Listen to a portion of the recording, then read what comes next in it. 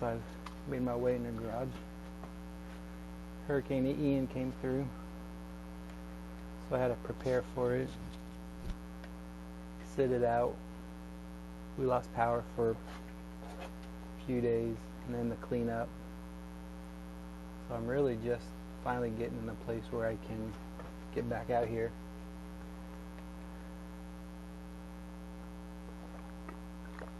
We're calling for a cold front today. It hasn't hit. I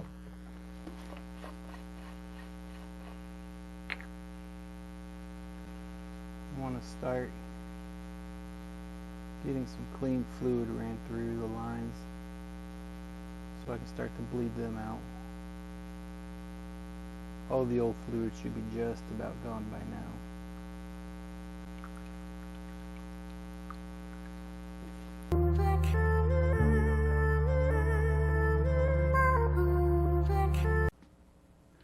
Right now, I'm going to crack open the brake lines so we can start to do a gravity bleed, and then we're going to go over my one-man brake bleeder kit.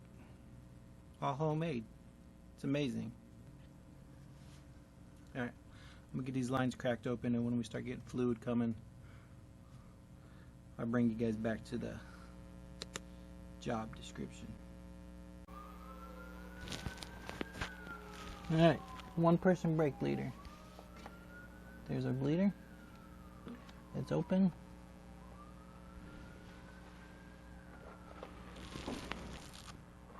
So right here, I put a little hole in my hose. I did that so I could push this into it. That's right, boys and girls. We're making our own vacuum. Now you want that cut part to be on the far side. I cut it just a few inches from the end, about 6 inches or so. That's a good spot. So we're going to put our hose on our bleeder. As you can tell, it's pretty loose. Hose is going to go on. Hose is going to go down here. Okay, here we go. There's our hose.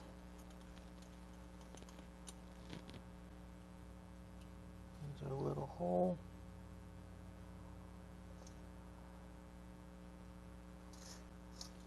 And we're in.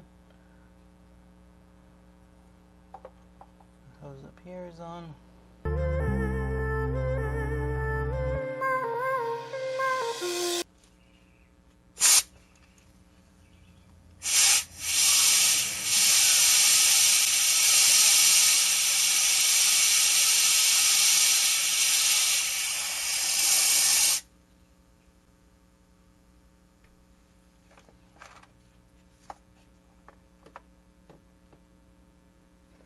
Yeah, fluid to the drum quickly.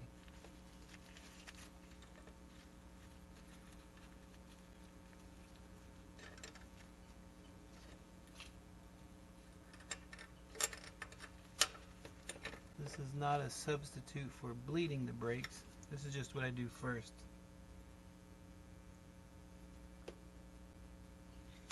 Bleeding the brakes will be the next step. Alright, welcome back to the one-man brake bleeder. It's been about 2 weeks since I've bled the brakes with the vacuum. I've got other things going on. So here's the second part to that. Got a sports drink bottle. Drilled 2 holes in the top. And put some new fluid in the bottom. Typically I do this with a clear hose, but the last hose I had, I think it just got old. So all I had left was some black hose. The only thing nice with the clear hose is you can see the bubbles. But I'll be up front anyway, so I won't be able to see anything. So here we go. Brake bleeder, my wrench, my hose. We're going to put our hose on. We're going to open our bleeder. And I am going to go up front and press the brake a couple times. So we're going to get bubbles out of here. I think you can see that.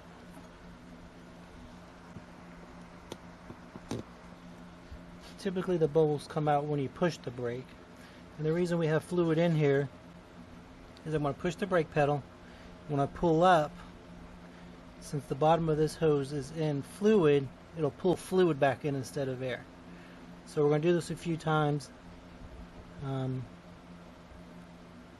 that'll get all the air out. So, alright, let's get to work.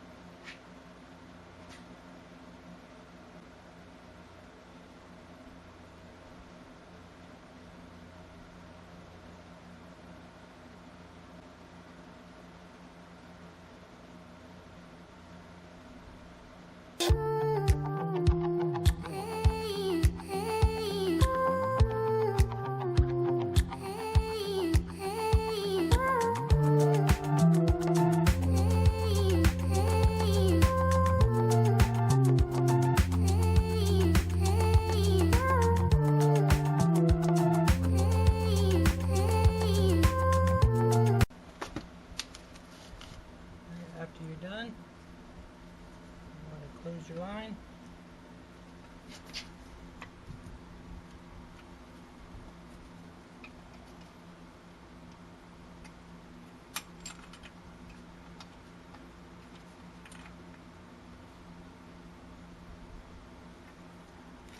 Move on to the next wheel.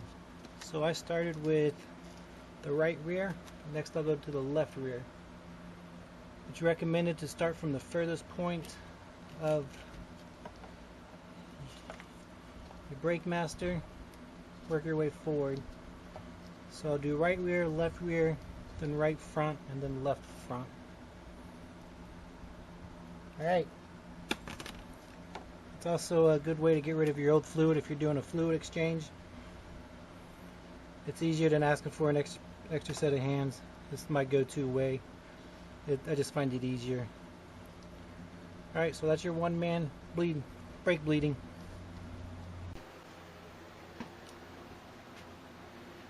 Alright, every few pumps, I like to do maybe 6 or so. I like to check and make sure I have fluid in my reservoir. The last thing you want to do is dry out your brake fluid reservoir. So I've just finished front and rear, everything bled out real nice.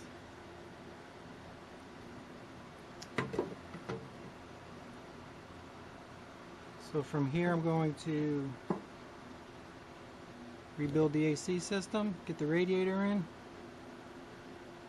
put some fluid in the transmission, and maybe bolt my new wheels on and take it outside and fire it up for the first time.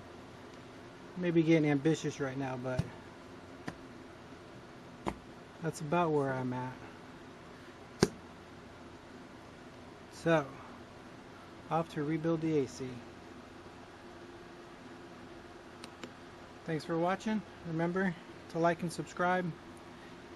get the updates when I get something new going on. Thanks for watching.